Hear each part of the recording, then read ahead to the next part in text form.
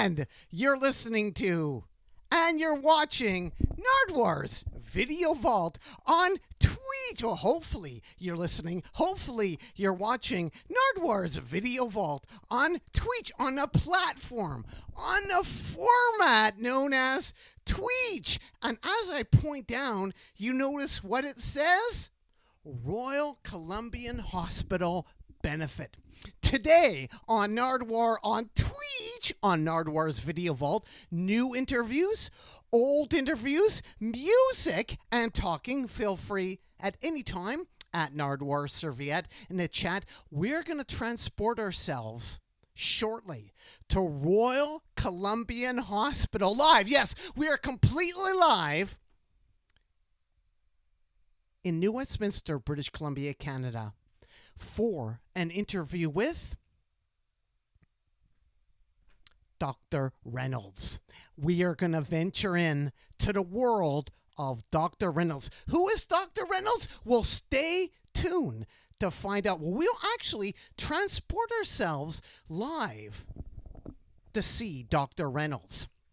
And you're thinking, oh, benefit, what's this screen? What's this thing on the screen here? Well, it's a benefit for the Royal Columbian Hospital in British Columbia.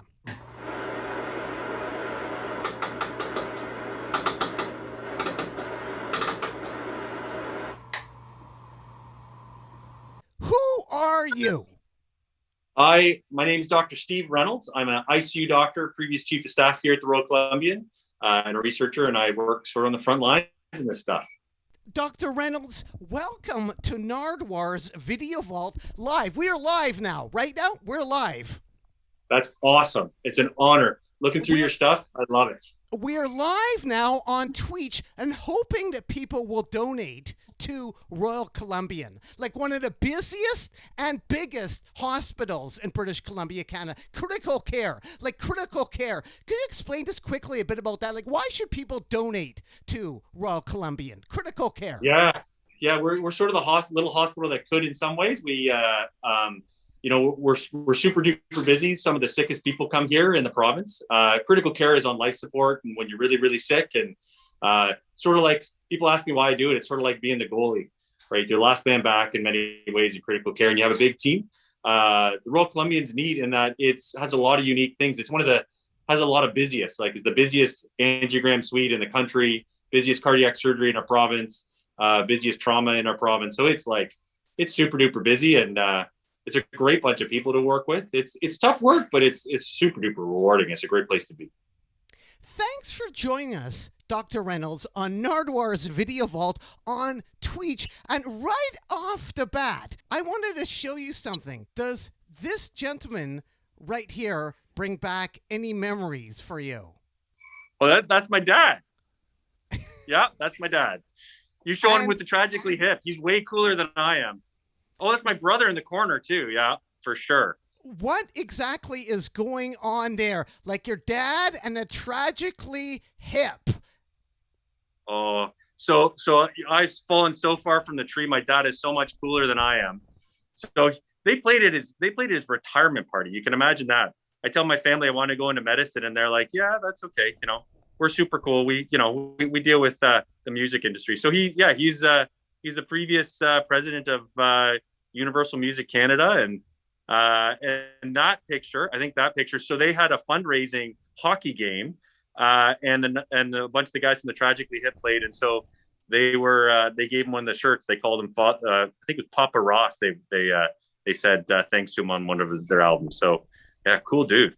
Right off the bat, Dr. Reynolds, I wanted to give you a gift. I wanted to give you an original Tragically Hip poster from 2002. Nice. That is awesome. So that is fantastic. We're not in person right now, and I guess thankfully we're not in person. Well, I mean, I would love to meet you, but thankfully we're not in the same room. You're not talking to me bedside. Well, I guess you are talking to me computer side, but I will mail this to you. I will get this. Like, I'm not showing this off, but this actually is from 2002, sort of like maybe around the same time as that photo. I'm not sure. Yeah, about the time. Nardwuar, that's super generous, right? You've been generous just to give us your time and to sort of help us out in that too. That's awesome. Thank you. And just I was curious about your dad. The Tragically Hip played your dad's retirement party. Your dad was around everybody, wasn't he? Like, it's amazing. He was. Yeah. Yeah. Like, Yeah. like, I grew up as a kid going to concerts and everything else. It's sort of weird that I'm in science, eh? well, what I think is totally amazing is we have a picture of who is that? That's Billy Idol and my dad. They're the gold or platinum medal thing. Yeah, for sure.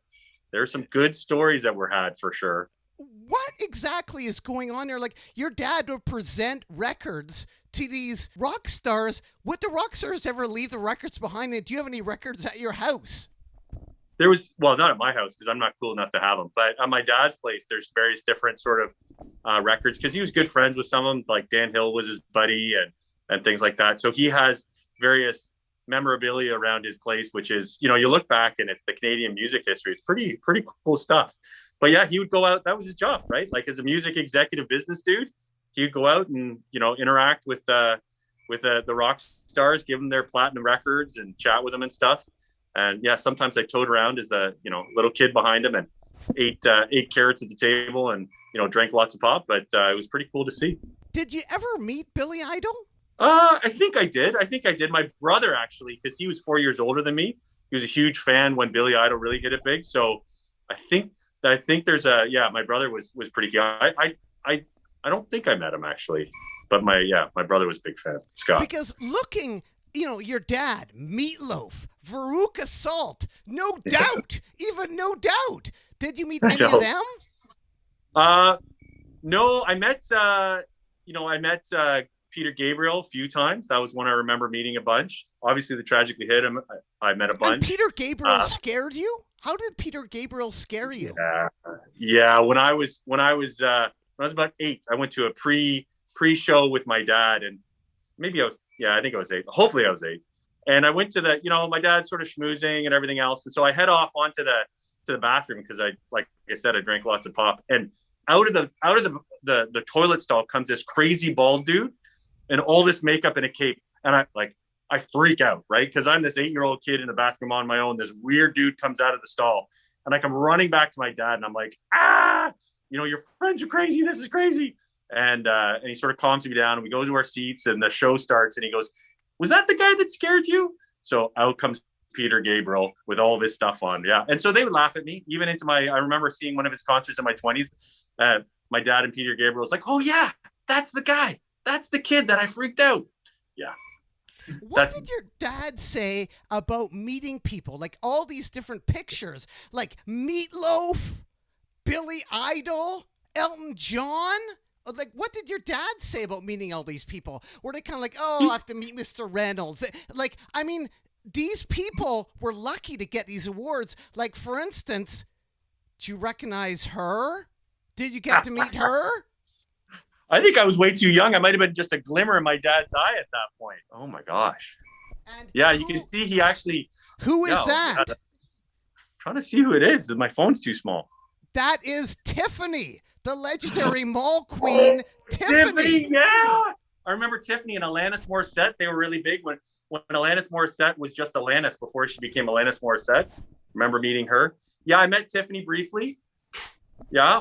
Yeah. I mean, that's every kid's dream, to go from like Tiffany meeting to like COVID investigation and ventilators. I mean, you went from Tiffany to ventilators. I mean, not many people have done that. Yeah, I guess that's true. But it would have been far cooler to stay in the rock star world, I think, interviewing people like you. But yeah, it's definitely far away from what my dad was doing. And right now, if people are wondering, yeah, this is live. We're on Twitch. We're talking to Dr. Reynolds from Royal Columbian Hospital doing a benefit for the Royal Columbian. It's important to donate. Like even a small amount. What happens if somebody only donates a small amount of money to Royal Columbian? Yeah, it's a huge thing. So I think that's a really important thing, right? Through the last 2 years, it's been a challenge for us doing all this stuff, working on the front line. And the foundation has stepped up and really worked on keeping people's morale up, and to know that our community is behind us during this makes a huge difference, right? Like when people went by in the cars and the buses and everything else, that was awesome. And it really made a difference. And donating to the foundation was the same sort of thing. They did stuff that we weren't able to do otherwise. So they, not only to help with like equipment, which is fantastic, but also stuff, I remember they had an ice cream day. And I can tell you when everybody felt like rock bottom, to go out and get an ice cream cone was amazing. And that's, a little bit of donation. That's really all it takes. It just takes a thank you, right? It takes we're behind you guys. And that's a huge deal. And I appreciate you joining us, Dr. Reynolds. But before actually we get into a couple more things, I wanted to ask you, okay, Tiffany to COVID, that's a long distance, it's a big distance. But where did you make your decision? Was it in the Solomon Islands? You were sitting on the Solomon Islands and you decided? Nice call. Absolutely. So when I was in my early 20s, I went to the South Pacific and I volunteered for 3 months there. I actually got my first rejection letter from med school there. So I thought I was in because I'd applied to med school and I was like, I'll go away for a few months and I'll come back. And there was no telephones where I was. And so my dad was telling me on the radio about whether I got in or not. And he said, congratulations. And then electrical storm hit. So for the next month and a half, I thought I was going to go to med school. And I actually wrote a letter halfway across the world saying, well, I got to find a place to live and everything else. So he sent me a letter back saying, sorry, buddy, you didn't get in. So I had to go back and keep on trying. I got in eventually. But no, I decided before. I actually had a girlfriend that I was partying a lot in university, having a great time. And she said, university is a privilege, not a right, Reynolds. So so either buck up, work, and do stuff or get a job. And so that was good advice. I started working and then I realized that I liked helping people. I like leading teams and I super duper liked like challenge, like intellectual challenge, trying to figure stuff out. And so it was a good mix. What about rock and roll? Like that gave you a tolerance of chaos, didn't it? Like rock and roll, chaos, and the operating room, ICU, chaos. Yeah, I love chaos, right? That's my thing. So ICU is sort of a controlled chaos. When you talk about when Olympic level athletes talk about flow, they get into flow, they do stuff. We get into flow as a team when people really need us. And I've worked together with folks for over a decade. We just know what we're doing, right? And it's actually, you want people like us around who enjoy, like the complexity, can deal with the stress, like the challenge, but also trust each other so much that it's really satisfying getting into that, right? And so, but has some chaos. There's something coming at you all the time. ICU work, you do a bit of work, and you never know when a bus is going to blow up or something else. And God forbid, I do not want that to happen, but we're here for you if you need it, right? We're always waiting for it. And you are Dr. Reynolds, and we're live on Nardwuar's Video Vault doing a benefit for Dr. Reynolds Hospital. You're really in Royal Columbian, aren't you? Can you show us? You got it. Can you show us? Are we really in Royal Columbian Hospital? We're not in an office. Absolutely. Jason's going to show you around a little bit. We're actually in what we call our sim lab. So this lab, one of the things is we always know we got to learn all the time and keep on challenging and getting better. So we have a sim lab that we come together and we learn on. We have the ventilator here. That's a real ventilator we use. You can see we have this is a life pack, which is used for defibrillation and stuff. It simulates stuff. This is what we have upstairs in the ICU. It gives us the vital signs, has IVs here as well. And we actually have other members of our team here, Jeff and Jason, that help keep us on track and do all this stuff together. Amazing. For ventilators, that's your specialty. What have you learned new about them? Like, is a study over? You were studying ventilators. Yeah. What have you learned about ventilators since, I guess, COVID? And what's the history of ventilators? Like, they started as like iron lungs? Yeah. So the history, Bjorn Ibsen is this dude. He first started ventilating. They did it on animals a little bit to see what they could do, but we used to use, before the polio epidemic, we used these things, iron lungs, right? Which would just suck the chest out. And then Bjorn Ibsen was this dude that worked in Copenhagen, pretty sure it's Copenhagen, as an anesthesiologist. And he thought, well, maybe we can, if we put a tracheostomy in and blew air into the lungs, maybe we could save more people's lives. And it did it. It was awesome for the polio epidemic, for pseudobulbar polio. it really dropped the mortality, and it was the foundation of the ICU. So ICU started because we could use machines and put people deeply asleep and really help them when we couldn't help them otherwise. And that led to trauma and surgery and all these other things that we could do. So that's super cool. And but we've come a long way in many ways about what we can do. We know the ventilator is really good. It can save your life. It's amazing if you get sick. But we also know in COVID and a lot of other things, the lungs can get pretty beaten up, and the machine can do a bunch of damage to the lungs as well. So we're really good at, as a team, at managing people with injured lungs. We do everything from, all the way at the very end, a heart-lung bypass machine. So your lungs don't do any work at all. We just bypass them for a machine, to flipping people over. It's called proning, to use lots of different anti-inflammatories. We're really good at, we actually do process where we put even a pressure gauge, a little manometer into your swallowing tube, into your esophagus, so we can get the pressures exactly right that we want in your lungs so we don't hurt them. So what have we learned? We've learned tons. Like over the last year and a half, we just learned tons and tons about people. And then I do other research too as well. And so we were starting to show that things like the ventilator, even though it's great and can really help you, it causes injuries. So the ventilator actually even gives you a concussion. Basically, it gives you the lungs and brain talk. And so we're working on ways to keep the lungs as open as possible and protecting people as best as we can. Tummy time. You invented tummy time. I love the term tummy time, right? Because it's one of those things we're super anxious when people get their oxygen levels dip. And so we found that the way the lungs work, they actually work better when you're on your front, on your tummy. And so what we do is, it sounds basic, but it's super complicated with somebody with all these lines and everything else. We go in there, we turn them over onto their tummy, and we actually see in a fair amount of people that it improves their oxygen levels. It was actually a French study that showed it improves mortality in these folks. And so it really is that tummy time. We sort of joke at the bedside, it's time for tummy time, and everybody rolls their eyes because it's going to be a bunch more work, but it makes a huge difference. It makes a huge difference. I see a mannequin right there. This is a practice room. Can we demonstrate something, you think? Absolutely. What do you want to do, Jeff? What should we do to him? Well, hey, Nardwuar, this is SimPerson. So SimPerson's a $125,000 device that's really expensive, but it's really high fidelity. Again, this was a foundation purchase. We couldn't have had this without foundation. So that's where else your money goes. So with this guy right now, this is the real ventilator, the real breathing tube that we would put into a real human. And we can listen to his chest, and we can feel for all of his pulses. This guy even can cry. There's little tear ducts that come out of his eyes. But one thing we can do, just in case we wanted to shock your audience, pun intended, is this is our defibrillator. And if there's anything cool that we can do, it's shock people.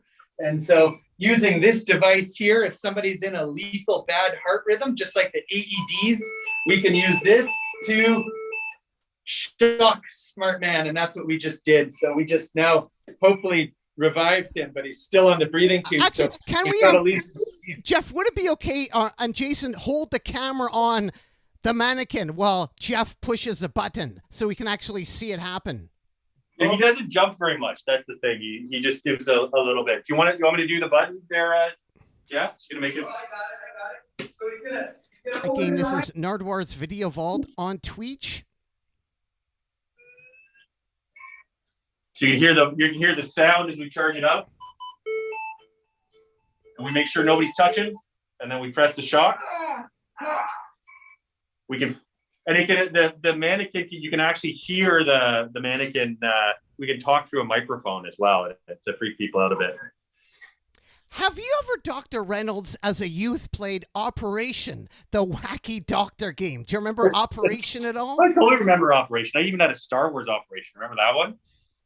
Yeah, I had Operation. But this room is similar to the game Operation. Like, people can practice in this room. Yeah, and what it's best for is inducing a certain level of stress.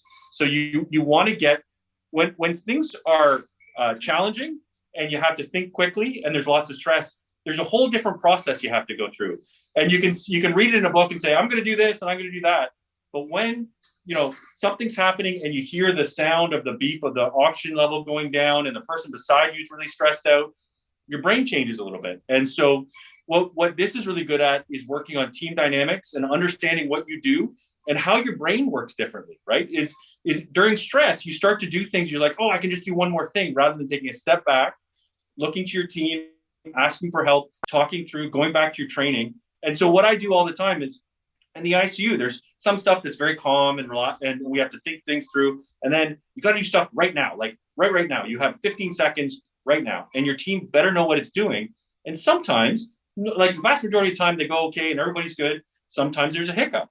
And this is a great environment to practice those hiccups, to make sure that you can think through 1 step, 2 step, 3 step, 4 step, and then you can work as a team. And I know through simulations, I've learned a whole lot about how to manage teams and groups as they get stressed and frustrated, to make sure that we're all at our best during it. So it's like operation, but like super duper operation, because now you're not just stressed because you're going to hit the side and go bzz. Now there's like 3 or 4 people around you all getting worked up over it. And you sort of have to learn how to deal with that dynamic.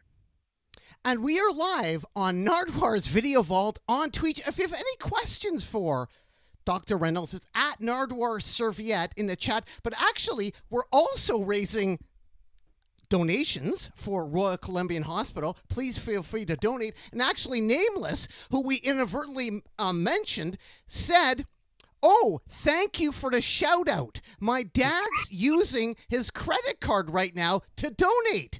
I don't have a credit card myself, so I can't donate my own money. But my dad is donating for me. I hope it helps you guys. I love what you're doing. That was Nameless to you, Dr. Reynolds. Thank you, Nameless. That's awesome. I was wondering, Dr. Reynolds, what is voodoo magic? What is voodoo magic? How do you know that I talk about voodoo magic with my trainees? So it's a good point. So the way I use voodoo magic, and the term voodoo magic, is in medicine, we know that there is stuff we call evidence-based. So there's things that we know that the data has shown us which is the correct thing to do. And we must do that stuff. It's absolutely imperative, because we know that's how we save lives. I practice differently right now than I did a year ago because of what scientists and what researchers have developed and produced. That's evidence-based medicine. It's my job and my team's job to do it. But ICU care is really complicated, and there's lots of stuff that comes up that we just don't know. That we say, well, okay, so there's this algorithm I know, and I have evidence here, and this algorithm here that has evidence in this. But when I put them all together, I'm not totally sure what we should do. And so what you do is you take a step back. And how I teach the junior doctors is you have to be very conscious about what you know to be true. And then the other bit is, what is my opinion and my best opinion as an expert? Because you have to be really flexible as an expert. If it's your opinion, you don't want to hold that too tightly. You want to get other people's opinions. You want to get other people's stuff in there. So I jokingly call out to my trainees that this is voodoo medicine. This is medicine that we're doing our best to figure out, but it's not evidence-based right now. And we're going to try our best, and we're going to be flexible in it, and we're going to take information in all the time, and we're going to be open to changing our hypotheses as they come through. Dr. Reynolds, Delta and door handles. What can you say about Delta and door handles? Like Delta is like the Delta virus and door handles? Yes, the Delta virus and door handles. I think the thing to say is wash your hands. That would be the first thing and the foremost. I'd say Delta virus and door handles. To be honest, we don't think that it transfers so much through fomites, through touching door handles and everything else, but we know that a lot of viruses do. So you got to wash your hands, right? That's what I would say when you ask me about that. What are things we used to worry about with COVID that are maybe less as important now? Is that one of the things? Yeah, that's okay. So that's what you're getting at. Yeah, we used to think, it was funny how quickly we've evolved in our knowledge around COVID. But it is amazing, actually, when you look back to the Spanish flu about how many parallels there are in terms of the development of knowledge and how societies reacted and everything else. But yeah, that's one thing. We do know that respiratory transmission is really a primary way to do it. And then how it's transmitted. We used to think a lot about droplet versus aerosol, and there's arguments about sort of both in some ways. And we know that it's really important to protect ourselves and protect other people through it. We also know a lot more about how it affects kids. We know some of the weird variants, like how the body reacts occasionally to it, which is really, really different. Because now we have enough experience, we can pick those up, which we didn't pick up early on in the pandemic. It was in the early stage of the pandemic. I can tell you, around the hospital, we were pulling together as best as we could, but we were dealing with a lot of unknowns, and it is pretty validating to know that our community, a scientific community, and hospital communities have come together to learn so much and share so much and so fast. But even, we talked about ventilators before. We actually, at the beginning of the pandemic, we thought there was a whole bunch of different stuff, and we went off in one direction, but we changed pretty rapidly even after a few months. So yeah, like getting back to the handlebars and Delta, or door handles and Delta. Yeah, wash your hands, but get vaccinated. That's the key. What about toilet flushing? The toilet flushing, like the clouds of droplets that rise. And also, what about the 1930s studies about droplets? Have they been improved on? Yeah, so good. It's super cool question, Nardwuar. So the toilet flushing really came out of studies from SARS, the initial SARS, right? Because we saw these weird transmissions through hotels and buildings that didn't have anything to do with respiratory droplets. And so there was some question around that with the initial SARS. With COVID, that's not an issue. That's not something that we've been worried about or concerned about. The 1930s comment was really interesting because the initial studies around droplets and aerosol. So just to go back to that, because this is a pretty cool question, is that when you cough out little droplets, right? I don't know if you guys have ever seen that sneezing picture. When somebody sneezes, they sneeze out droplets. Now, droplets don't go very far. So the virus is sitting inside those droplets, and it doesn't go very far, and it drops down, and it settles relatively quickly. If you're putting like a breathing tube in, like this guy, okay, you're bypassing all that stuff. You're going right down into the lungs. And so when you're right down into the lungs, if someone coughs at that point, the particle size that they cough out, at least from the studies in the 1930s, were really, really tiny. Okay, tiny. And those can float around the room for a long time, and the virus is inside those. So that's what we talked a lot about the droplets, because droplet, you only have to be about sort of this far away versus aerosol, which cooks up the whole room. So something like tuberculosis is spread by an aerosol mechanism. And it aerosolizes really easily. So, but one of the things is that those studies were done in the 1930s, and we never really changed a lot of our knowledge from that. There was a cool study in the New England, one of the big journals, which was somebody did, I think it was a mom and their son did with their cell phones to look at the actual distribution of droplets. And they showed that probably our understanding from the 1930s wasn't true. And that it spread a bit farther than that droplet type of pattern.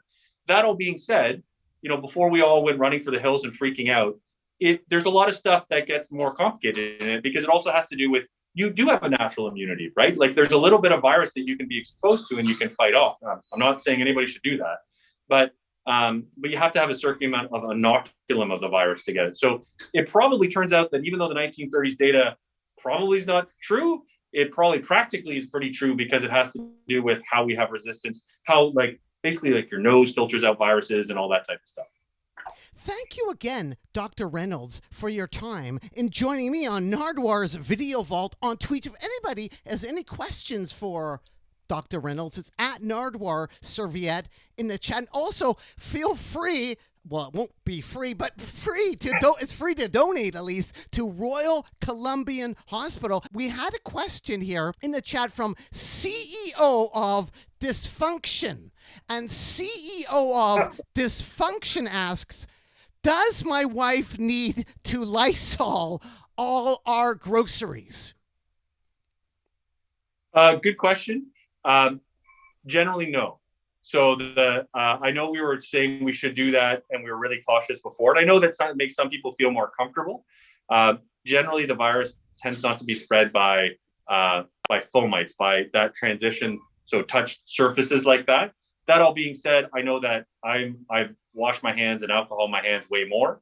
And I know early on the virus, that was one of the things that I was encouraging, I know my parents to do strongly. But it's really your exposure is coughing, sneezing, people around you. That's the big thing. That being said, occasionally viruses are spread through mucous membranes. So you touch, you sneeze in your hand, and you rub on something. Those tend to die relatively quickly. But particularly stuff that's already wrapped or that you're peeling or you're washing, that you don't have to do that type of stuff. Dr. Reynolds, I was curious, what about yourself? Do you watch any doctors on YouTube? Who are your favorite doctors? Where do you turn for information? Like, do you watch any doctors on YouTube, etc.? So what I do, so there's two things. My favorite doctor is Dr. Green from ER, if you remember that. I remember one time in the elevator when I was a trainee, when I actually had hair, one guy turned to me in the elevator, looked at me and said, "Dude, you look like Dr. Green." So I was a little hurt by that, but I remember that. That might be some of your viewers may not recognize that guy. But in terms of what I do for my stuff is a lot of the times it's through we disseminate information through articles, so scientific articles, and we talk to each other through those. I have a bunch of buddies, sort of research buddies around the world that I talk to. So there's guys in France that I do a bunch of work with. That we have the same sort of interest around diaphragms and things like that. So that's how I get my stuff is through readings. And occasionally we go to conferences, but we really aren't doing that now. It's more sort of virtual Zoom type of conferences. And the challenge is stuff's changing so fast. So you have to gather and consume information where you can. Podcasts are usually really good because if I'm driving into the hospital, I can listen to a podcast on the way in and out. And so usually there's some really good podcasts on new cutting edge stuff, and we put it out. And then one of my buddies puts out an educational podcast that I can just round out my knowledge if I'm missing anything, or if I want to go back to what are their names? I was just curious, what should people look for? What are their names? If you could disclose, yeah. What would you listen to? Yeah, Adam Thomas. Adam Thomas is a guy. He's a intensivist and a merge doc in Victoria, I think he is right now, and he's done some amazing stuff, amazing podcast. I forget the name of the podcast itself because I just have subscribed to it, but I'm sure if you Google Adam Thomas, that's a guy that has, he's on the ball, he knows his stuff, and I usually trust what he's saying in terms of the baseline things. What about for N95s, Dr. Reynolds? Do you have to use them and then throw them out? Can you throw them in the wash? How long do N95s last? Like, if somebody uses them on an airplane, do they have to check them after the flight? Yeah, so good question. So N95, so what it refers to is the size of the particle that it filters out, okay? In the hospital, I tend to wear just a surgical mask, and that provides adequate protection, okay? And most of the time, I'm actually protecting against other people with my mask, from protecting them from me, right? N95s, when I use N95s, it's in a room in which there's been that aerosolization. So there's a lot of virus that's potentially floating around, or I'm going to stir up the virus. So when I put somebody on life support on this breathing machine here, okay, I have to stick this in their throat. It's a pretty nasty process, right? So I got to stick this in their throat. And so when I do that, I'm stirring up the virus like something awful. It's all over the place. So I got all my stuff on. At that point, I wear an N95. So an N95 itself also needs to be properly fitted.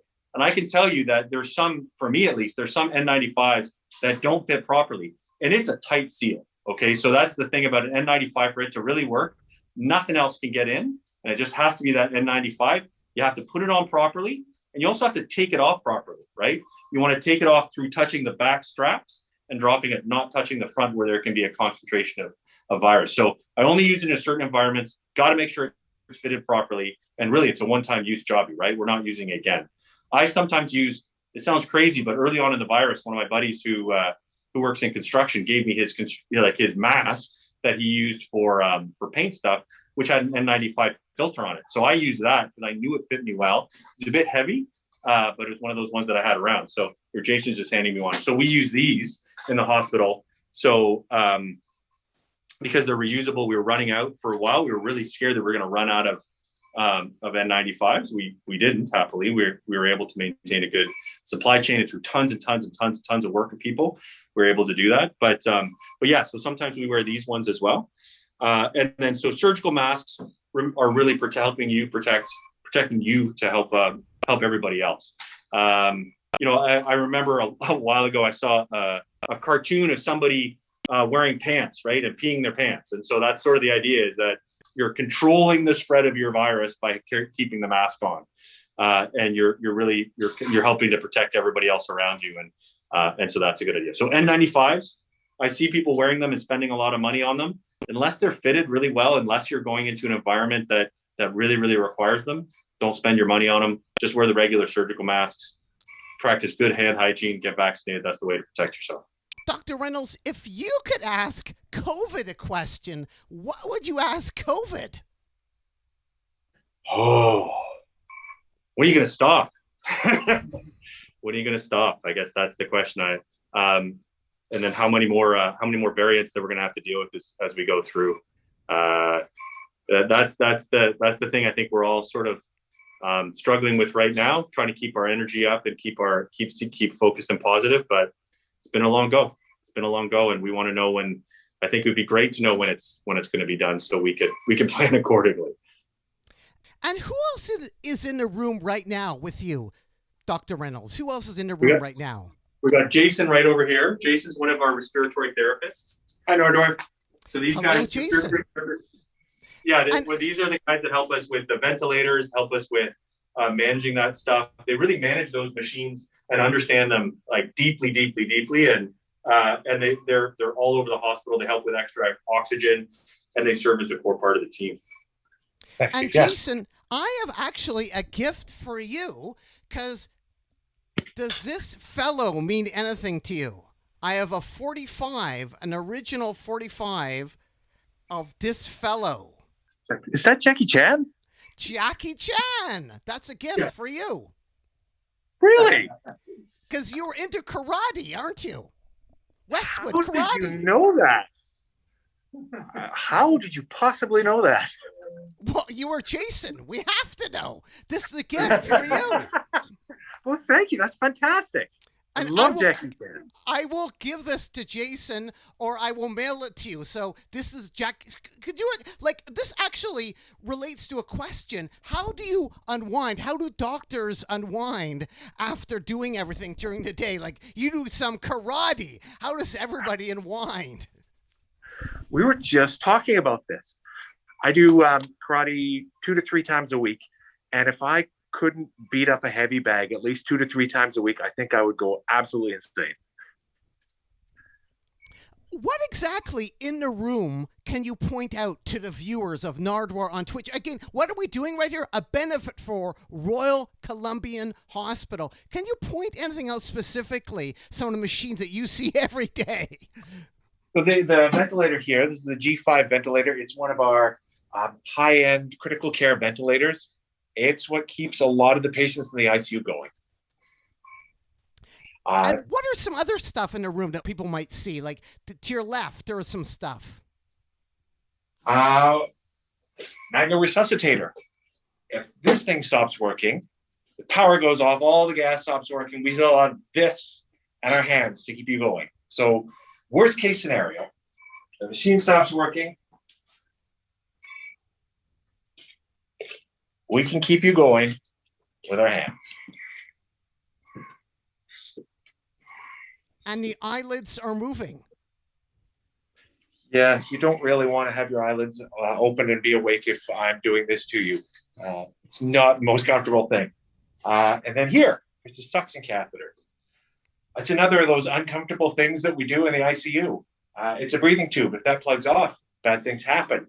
Your lungs are great at producing all kinds of stuff, so especially if you've got a lung infection. So we take this long hose here and do a magic trick. It goes all the way down into your lungs. And then back it comes. Now, the human body has spent thousands of years developing these fantastic reflexes to keep things going down into our lungs. So you fight really hard to get that back out there. You've got cough reflexes. So, you know, when you swallow some water and it goes down the wrong way and you start to cough? That's what that feels like every single time. That is the suction catheter. That's why you don't really want to see a respiratory therapist. We're some of those guys. We're kind of like Batman. Signal goes up. We come, show up, do our stuff with our stuff, and then leave without anybody knowing we were there or seeing us. Who else is in the room right now, Jason? Who else is in the room? Can you point out the other people in the room? We got Jeff Kane. Hey, Nardwuar, I'm Jeff. Hello, Jeff. How you doing? I'm so good today. Thank you so much for taking some time to talk to us. I'm a big fan, so I really appreciate this opportunity. Well, thank you, Jeff, because I understand through Jason told me your wife actually helped my mom when my mom was in a hospital. I always talk about, every time I see one of your new interviews, I always tell my wife how excited I am, and I make her watch it. And she always recounts the times of sharing elevators with you and seeing you on the unit and knowing that, your mom was there. And she remembers you as a very calm and kind person. And so, yeah, those are some of the stories. That was my close connection to you. And now this is my next connection to you. I'm getting closer. I hope to see you in person one day, Nardwuar. Well, I'm so grateful for you and your wife helping my mom. Like, I hung out in the ICU. Basically, I think it was like almost like a year. My mom was in the ICU like a long time. I had like fun meeting everybody. Was so friendly there. It's not really supposed to have fun in ICU, but I enjoyed going there because everybody was so friendly and so accommodating. So thank you for helping my mom. And I realized also I was very lucky to shout out to everybody watching not in Canada to live in Canada, because that wouldn't happen in another country. That would be a lot of money, wouldn't it? Like, for have your mom in an ICU for a year? I wouldn't even be able to calculate it. It just makes me grateful that we live here and that it's something that we don't have to think about, especially now with so many people getting sick. So yeah, I'm grateful that in Canada, we don't directly see a bill and we can get care and worry about our loved ones and worry about ourselves without having to worry about paying a bill. We're lucky. And Jeff, I have a gift for you. It's actually a DVD I made up of my mom. It includes no way. It includes some stuff from the hospital because my mom blogged from the hospital. Yeah. So I thought you could give this to your wife possibly, and you can watch it too. It's some blogs and my mom's life story on DVD format for you to check out. And this was a return, like, in other words, this was like in return for you looking after my mom for all these years. So this is a gift for you, Jeff. Thanks, Nardwuar. I'll pass that on. And what a nice way to commemorate your mom. Nicely done, man. And actually, I was curious, just for you, anything you want to point out in the room there? Anything you want to point out that we haven't covered in the room? Yeah, so some of the equipment, I really like using this simulation mannequin. Just like Dr. Reynolds said, it gives us an opportunity to practice real scenarios with people in a really low risk environment. So you can crash and burn and you can, get all your practice out without it really causing any risk to patients. The main piece of equipment that I work with is over here. Like I showed you earlier, this device here, this is a really important tool when it actually comes to code blues or if there's a cardiac event for people. Using these devices, we can help restart hearts. We can make slow rhythms faster, fast rhythms slower. So in my teaching with resuscitation and my training with our staff here in this hospital, this piece of equipment is probably my, this is the main thing on my tool belt. And other equipment that we have up here is a whiteboard for communication and saying hi to Nardwuar, love RCH. And this is where we put up all our other notices and instructions and our tools, because not only do we train with equipment and hands-on stuff, but we also work really hard to make sure that we learn how to communicate and be team leaders and team followers. Those are really important pieces of what we do here as well. Well, that's quite amazing that you put my name on a whiteboard. Like, I've been to Lionsgate Hospital, to visit my mom, etc. And I've seen like the Jim Pattison Pavilion. And that kind of like, it's out of my reach. But I was thinking, I got my name on the whiteboard, but people watching right now can donate. They may not get their name on a board, but what can people get when they donate?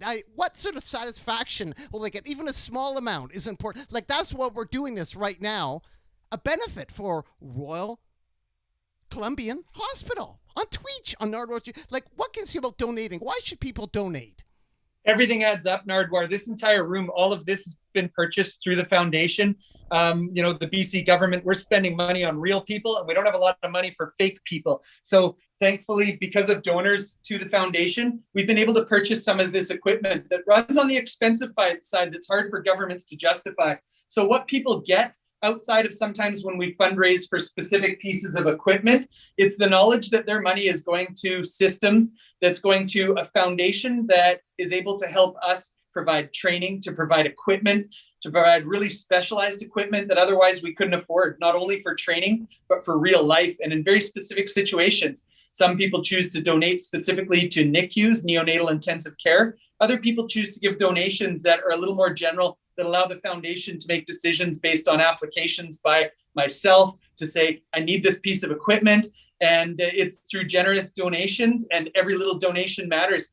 I've asked for as little as $300, and I've asked for as much as $125,000, and the foundation has always come through. So make no mistake, every dollar that is donated to us counts. It adds up, and it makes our life so much better when we can have the equipment, the training to do what we need to do in this hospital at Royal Columbian.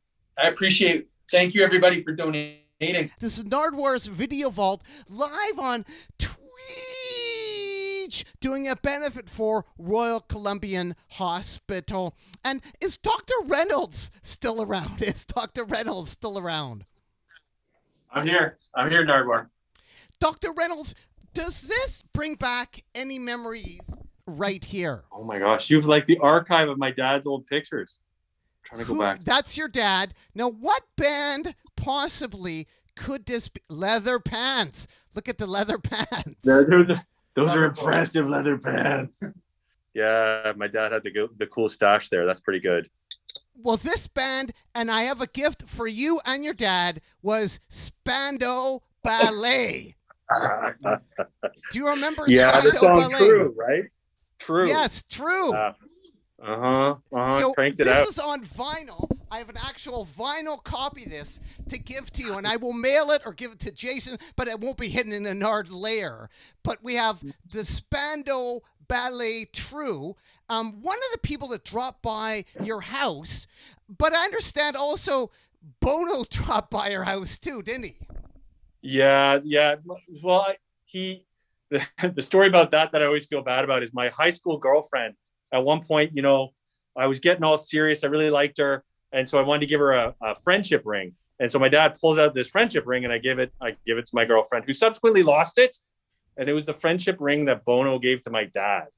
Talk about a loser thing that your teenage son to do. But anyway, it was, he was in there with met Bono and the folks at U2 for sure. Did you get to go to his gigs? Where did he play? Oh yeah. I remember going to Bono's. I bet we were just those giant arena rock stuff, right? But I actually, the one funny story about stuff is I had a terrible sense of what music was going to do well. So my dad would play me the early tape of stuff, and I'm like, no, that's not going to do well. There's just no way. So I remember he played this one band for me, and I said, they have the dumbest name ever. Well, who's going to listen to Guns N' Roses? And this music sucks. It's not going to do very well. Clearly, I was wrong.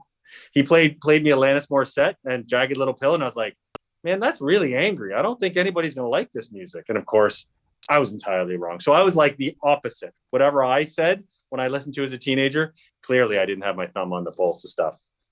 Do you remember Felix the Cat Potvin at all, Dr. Reynolds? I do. Yeah. The goalie for the Leafs.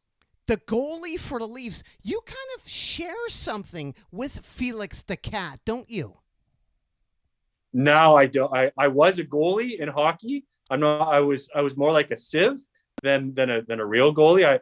I like to say that I made the other players feel good about themselves most of the time. That was my special hockey skill. Well, there is a rumor out there that Felix the Cat Potvin was the subject to Alanis Morissette's Jagged Little Pill. You ought to know. Didn't you have some connection that your friends thought you were buddies with Alanis? So there you go. So I worked at a camp for inner city kids growing up, Moorlands Camp, fantastic camp. Really did a lot of good things for inner city kids in Toronto. And at one point I was the assistant director. So I was interviewing people for jobs. And one of the guys was from my old high school. I graduated 3 or 4 years before. I interviewed him, super nice guy. He gets the job. And at the end of the interview, he's like, hey, are you like, you're like Steve Reynolds, like the Steve Reynolds. And I'm like, what are you talking about? Why what do you mean? He goes, like, you're the guy that was with Alanis Morissette, right? And so clearly I was not. I met her once or twice, but there was, for whatever reason, a rumor developed at my school after I left that I was with her. So it was definitely wrong.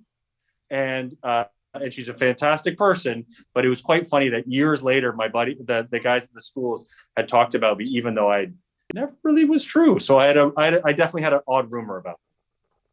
And we're speaking here live, winding up with Dr. Reynolds live from Royal Columbian Hospital. And I'm doing a benefit, Nardwuar to Human Serviette, on Twitch. And you can still donate after we finish the Twitch. And I was curious, we're live from Royal Columbian Hospital. What is it like when you are a patient there nowadays? Like, for instance, copper fixtures. Are there a lot of copper fixtures, ultraviolet boxes? And then the new technology, has anything changed in the actual hospital? Yeah, we have all these cool things, right? So we're undergoing a new build. We're planning to undergo a new build in the next few years. 1.3 billion, I think it is, right? 1.9. Well, oh, there you go. So the challenge is our hospital was built a long time ago. So it was not in the 19th century, but the most recent version was built a long time ago. So we're still doing stuff in like old rickety elevators and stuff like that, which would be great to have, like the Kia-sized elevators. But we have brought in new technology, what we can, and fixed it in. We have like robots that go in. We have this one UV sort of robot-y thing that goes in and shines crazy light around the room to clean everything, which is great. And I can tell you, I've been a patient. I broke my wrist mountain biking, and I chose to come out to the Columbian because it was I think it just provides great care. It's a little weird seeing all my colleagues and me being the patient. A few came and sort of laughed at me and said I was a bit of a loser for breaking my wrist mountain biking, but it was great. It was great care, and it was where I chose to go for sure. The Retilac Lodge. Yeah, Retilac, absolutely. So a bunch of us. That was actually tons of fun. A bunch of us. You'd asked how you decompress after doing some of the work, and a few of us went to Retilac to go cat skiing, which was just amazing. Like, I'd never done it before, so I did that for 2 years with a bunch of the guys, and it was really good because different parts of the hospital, sometimes you don't work with the teams as much, and spending some time together like that really helped to smooth things over because you developed trust and communication and ability to talk to somebody when you're having a conflict at 2 a.m. trying to figure things out. If you have a bit of history together, it makes things go well. Dr. Reynolds, I was curious, and we're speaking here to Dr. Reynolds, and winding up here, if anybody has any questions for Dr. Reynolds, it's at Nardwuar Serviette in the chat, and I can relay them. But right now, Dr. Reynolds, we're speaking to you, and we're looking at you, and you have that nice outfit. What do you think about the scrubs? A lot of times when people wear scrubs, it has a big neckline. Why is there a big neckline when the COVID could land on your, are the necklines changing since COVID has been around? Yeah, it's a good question because I agree with you. That neckline, like, I actually wear a t-shirt under it. Otherwise, all my furry hair would show everybody. I think it's a little bit much, but yeah, it's the I always wear the scrubs. I'm wearing like regular collared stuff because I'm not seeing patients today. But yeah, I do wear scrubs all the time when I do it. I don't know why they have such a low neckline. I agree that, my wife's a physician too. And I know when she wears scrubs, she wears a shirt underneath. And then problem is that early on in the pandemic, we didn't know really well how stuff was spread. So I remember I would take that shirt and, crumple it into a ball and like sneak it into the laundry and make sure I washed it and have a shower before I left the hospital and all that crazy stuff. But yeah, it seems like it's a weird hospital fashion sense, I guess. And we have a question for you, Dr. Reynolds. Ask Dr. Reynolds if hospital cafeteria food has improved over the years. Oh, that's a loaded question, but I guess I just have to say probably the cafeteria food that we get is I choose to go outside, maybe is what I would say. I tend to go across the street, but that's actually interesting. Point is that sometimes it's so busy for me, I don't get to eat. So I will drink one of those Boost food replacements, and it usually grosses the nurses out a lot because they sometimes see patients throw that back up. So they can't, I take a certain amount of joy in grossing out my nursing colleagues. Those are kind of like the boosts you pour into those drips that go into patients? The brown stuff? Yeah. Yeah, maybe I shouldn't admit that I'm going to get in trouble for stealing from the hospital, but I figured, if I'm doing a long shift, I need to make sure I don't get hangry. So the vanilla ones and ice are pretty good. When you go outside, where do you check out? Like the Taco Factory, Greens and Beans? Where do you check out if somebody's in New West in BC? Where should they check out? You clearly know around here. I love Lenora or Leona at Greens and Beans and the team down there because they're awesome. They know everybody when you walk in, say their name. Across the street they have great coffee sort of as you come back up to at the Take 5. So I really like that. The taco place is awesome. So I like taco place, and then up a little bit farther there's shawarma. I like the shawarma right by the 7-Eleven. That's what if I can sneak out of the hospital and walk a little bit, clears my head and I get some food. So that's always good. And you have a great team that works with you. Like in the room right now, how many people are in the room right now? Right now there's 4 of us. And behind the camera is? There you go. Jason's right behind the camera there. Jason, could you do a face reveal? Well, I've got to keep the mask on, but you can look at me like this. Most people would prefer that I keep the mask on. And you used to be a journalist, didn't you?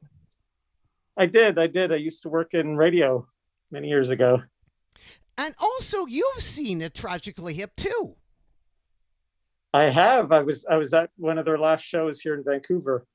Yeah, fantastic show. And I have a gift for you, a book about the Tragically Hip. Wow. Written by Steve Newton from the Georgia Strait in Vancouver, British Columbia, Canada. You know the Georgia Strait? Yes, of course. That's very nice of you, Nardwuar. Thank you. And this is an amazing history of the Tragically Hip because it charts them from 89, like really early.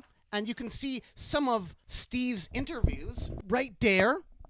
That's awesome. Look, Gord Downey in 89. So this is an amazing book filled with neat tidbits. Like I love the scan of the cassette. The Tragically Hip, and that's for you. And it's by, again, Steve Newton from the Georgia Strait magazine. And you can see a signed copy to Steve. A local connection. And that's a gift for you for holding the camera all this time. Because you've held the camera a lot, haven't you? Well, my arm's getting numb, but you know what? It's all worth it. It's been a pleasure to have you talk with us. So anytime. And could you go quickly, just one last time, to Dr. Reynolds, if that's possible? Absolutely. Hey, Nardwuar. Dr. Reynolds, thank you again for your time. At the beginning of COVID-19, you described as kind of like the Super Bowl for healthcare workers, but now it's like exhausting and crushing. Yeah. It's changed quite a bit, hasn't it?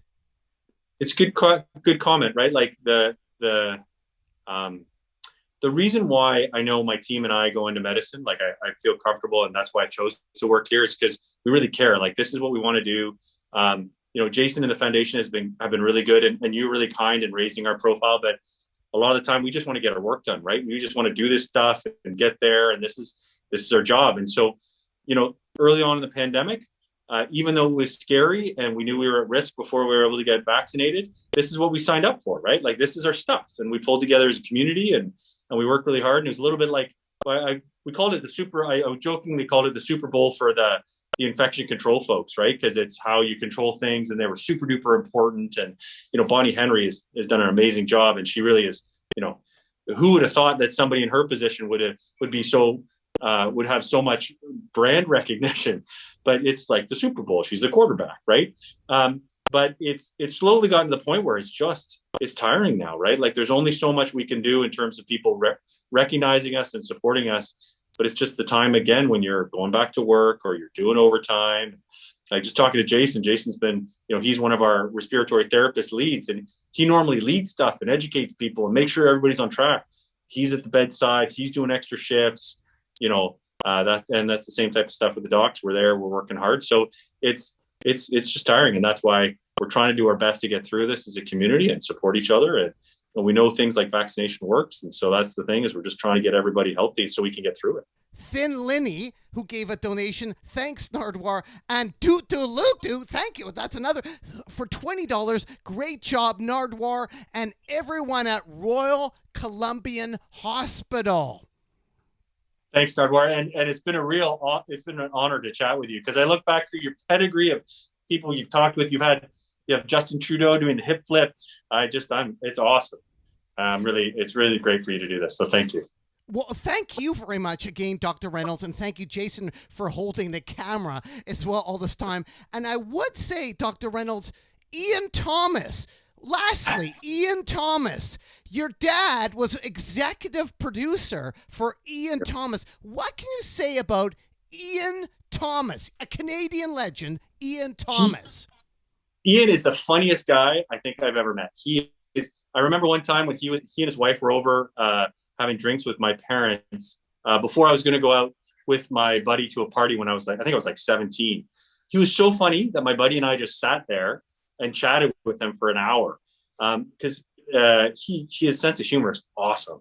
And he's the basis of apparently Bob and Doug when I was chatting with him. So, he has all this stuff that comes out. Fantastic guy, super duper funny, really, really talented. That was pretty cool. It was a neat opportunity. When you're a kid growing up, you get to meet people like this that are really talented and amazing. So, and I thought right now to end, we'd actually play Ian Thomas on SCTV. Ian Thomas had an appearance on SCTV. Speaking of funny, Bob and Doug McKenzie meet Ian Thomas, the Great White North. We'll play a little clip of that to end the interview with Dr. Reynolds from Royal Columbian Hospital. Thank you again. I realize I'm kind of keeping you guys from treating people, so thank you for joining Nardwuar Tweech. I really appreciate that. And the clock in the background too. It's good to see the clock. I noticed Jason has panned the camera over the clock. But anything to add to the people out there at all, Dr. Reynolds? Why should people care about Royal Columbian Hospital? Why should people care? Because I think at the end of the day, the hospitals are here for you, right? The hospitals are part of our community, and they're there when you don't need us very often, right, as a hospital, but we're here for people often during their lowest times, right? And one of the things that the foundation helps and donations really help us to do is to do our best and be there for people in ways to make them to add the little extra bits to make them more comfortable and to make sure that we're really on top of our game. So I think that one of the things that what I really appreciate to watching philanthropy is it's a way for everybody to engage in our hospitals, to show the value for them and to show the value for our teams. And it also, from the foundation perspective, it really, they've done such an amazing job integrating into our team over the last 2 years and really showing us a facet of ourselves that we don't often say to ourselves. We're just usually the folks that get down to work and do the stuff, but it's nice when somebody pats you on the back, and the foundation's done a great job making sure that happens and patting us on the back when we need it, when we're down. So that really helps. Anything else you want to add to the people out there at all, Dr. Reynolds? No, just thank you, Nardwuar, and stay safe and take care of yourselves, right? This is a tough time for everybody. We talked a little bit about how challenging it is in the hospital, but it's tough for everybody. And one of the things that I've found the most helpful is, be kind to yourself and be kind to each other. We're the only way that we get through these things is together rather than apart. So look after each other. And coming up right now, Ian Thomas, a little bit of him on SCTV. Well, thanks so much, Dr. Reynolds. Keep on washing your hands in the free world and donate.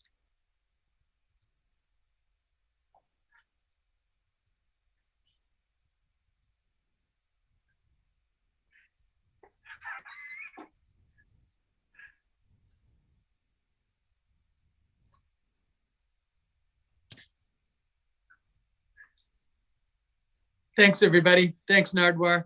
Have a good night. Thanks, Nardwuar.